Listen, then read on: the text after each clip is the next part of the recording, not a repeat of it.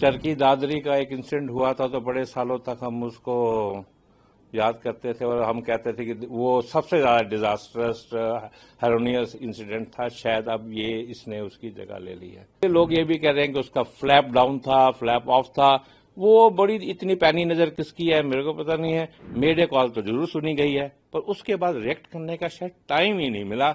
बहुत दुखद समाचार है और शायद एविएशन हिस्ट्री में इन जनरल वर्ल्ड ओवर और इंडिया के लिए बहुत ऐसा है कि हम शायद इसको बुला ही नहीं पाएंगे।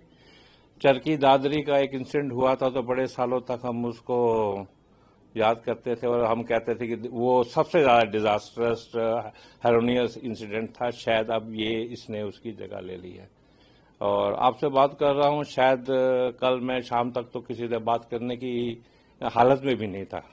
एक तो कुछ पता भी नहीं था क्या बात करें और दूसरा यह था कि बहुत मासूमियत थी कि इसके ऊपर क्या बात करें, ऐसा माहौल ही नहीं था।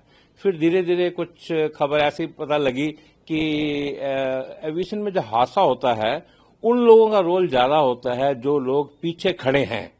तो हाई अच्छा खुशी की बात थी कि सारा जो तंत्र था एकदम एक्शन में आ गया। उसके कई कारण थे।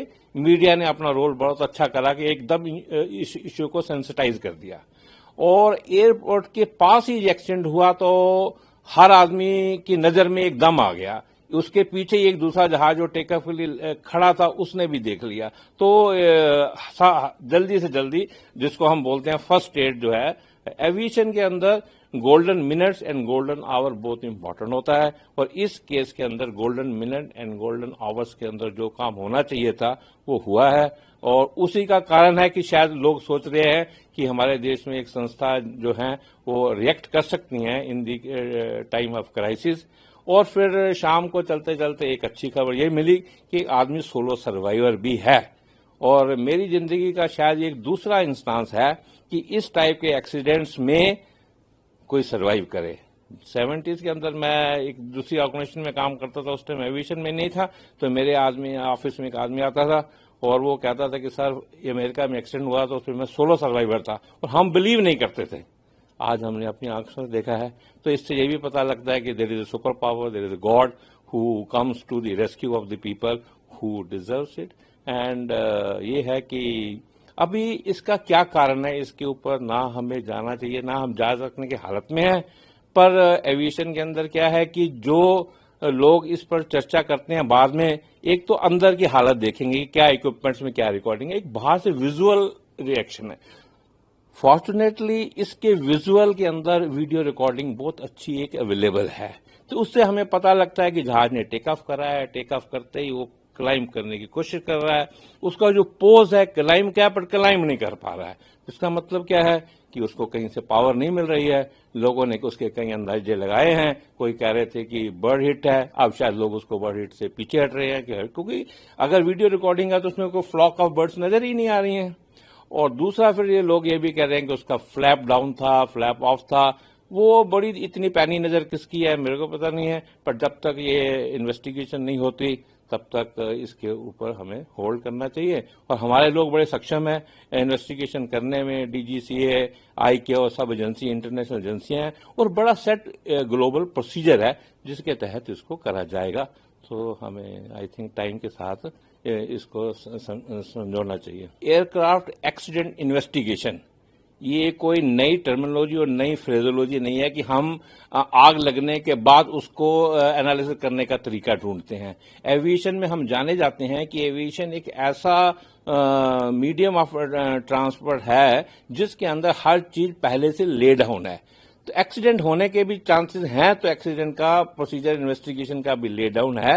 इसमें ये नहीं है कि आईको का प्रोसीजर है तो आईको वाले ही करेंगे, उसके लिए ग्लोबल एजेंसीज हैं और हमारा डीजीसीए भी सक्षम है। तो उसका प्रोटोकॉल यही है कि जो भी इसका ब्लैक बॉक्स है, जो भी इसका वॉइस रिकॉर्डर है उसकी रिकवरी करी जाए। और ब्लैक बॉक्स का मतलब ब्लैक बॉक्स नहीं है, ऑरेंज कलर का बॉक्स होता है और जो पीछे फ्यूजलेज में रखा जाता है और इस केस में उसे इजीली लोकेटेबल हो जाएगा और उसके बाद उसको ओपन करके उसमें एक दो तीन हफ्ते का टाइम भी लग सकता है depending upon the data and criticality of that. उसके अंदर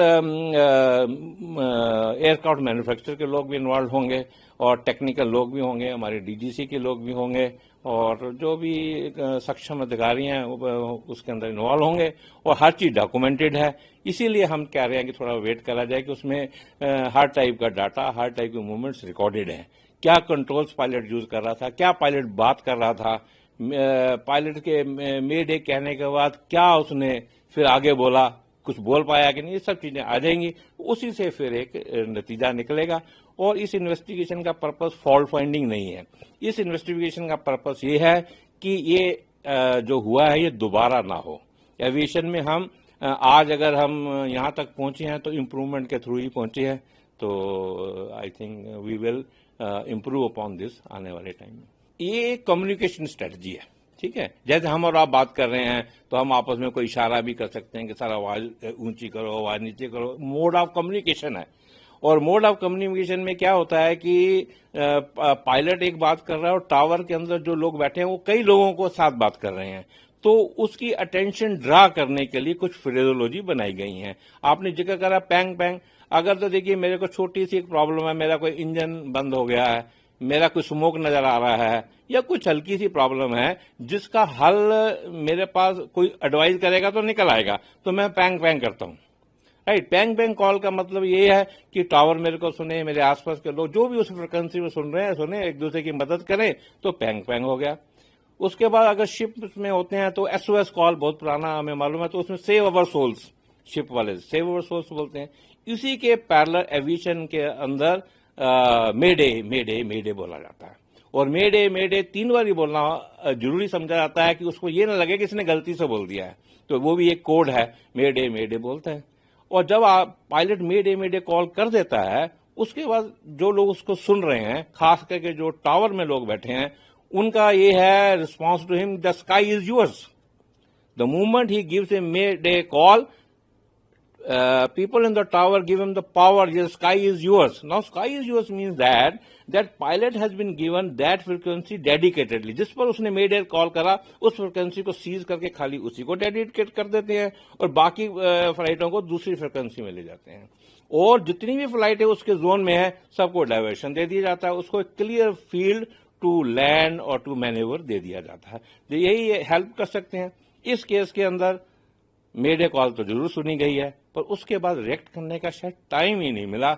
और ये अगेन एक इन्वेस्टिगेशन का मामला रहेगा कि मेडे कॉल लेट हुई और मेडे कॉल के बाद उसको टाइम ही नहीं मिला, क्या हुआ, ये सब इन्वेस्टिगेशन के मामले। पर ये एक प्रोटोकॉल मैंने आपको बताया, आपने पूछा था। मैं ये कह दूं कि एविएशन में जो भी होता है सेट मानकों के ऊपर ही होता है। राइट। फ्यूल ज्यादा था, ठीक है, अच्छी बात है, पर ज्यादा इतना नहीं था कि उसकी कैरिंग कैपेसिटी में नहीं था। ठीक है। उसके पास इतना फ्यूल था जितना उसकी सक्षमता में है। ठीक है। सपोज करो मैं एक आदमी 30 किलो की बोरी उठा सकता है, मैं उसमें 100 किलो की डाल दूं तो ठीक है, वो दब जाएगा। पर अगर 30 किलो की उसकी क्षमता है उठाने की, तो 30 किलो दे रहा हूं तो उसको कोई शिकायत नहीं होनी चाहिए। ऐसे ही जहाज के अंदर फ्यूल कैसे लोड किया जाता है, ठीक है, लोग कहेंगे 1,20,000 टन वगैरह, सुनने में तो बड़ा नंबर लगता है, पर जहाज में फ्यूल कैसे लोड किया जाता है। पहले जहाज का लोड फैक्टर, जब जहाज पूरा लोड हो जाता है, पूरा कार्गो लोड, बेली कार्गो लोड हो जाता है, उसके बाद उसको पायलट को एक ट्रिम शीट दी जाती है। ट्रिम शीट के अंदर लोड की बैलेंसिंग और लोड की क्वांटिटी तय हो जाती है। उसके बाद पायलट बोलता है कि अब मेरे को फलाने डेस्टिनेशन पर जाना है और इतना फ्यूल की मेरी रिक्वायरमेंट है, इतना मैं किसी इमरजेंसी के लिए स्टैट्यूटरी उसको लेना ही पड़ता है। जहां आप जा रहे हैं उसके लिए रिटर्न फ्लाइट का आपको फ्यूल लेके ही जाना है। फ्लाइट की शेड्यूल ऐसी ही होती हैं। फॉर्चुनेटली और अनफॉर्चुनेटली ये फ्लाइट थी, लॉन्ग डिस्टेंस फ्लाइट थी, लंदन तक जा रही थी, यूके तक जा रही थी, और फिर नॉन स्टॉप फ्लाइट थी, तो फ्यूल तो उसको पूरा लेके ही जाना, रास्ते में रिफिलिंग होनी है, इसलिए वो नंबर सुनने में ज्यादा लगता है। पर ऐसा नहीं है कि उस फ्यूल की वजह से उसमें कुछ उसको भारी महसूस हो रहा था, ऐसा कुछ नहीं।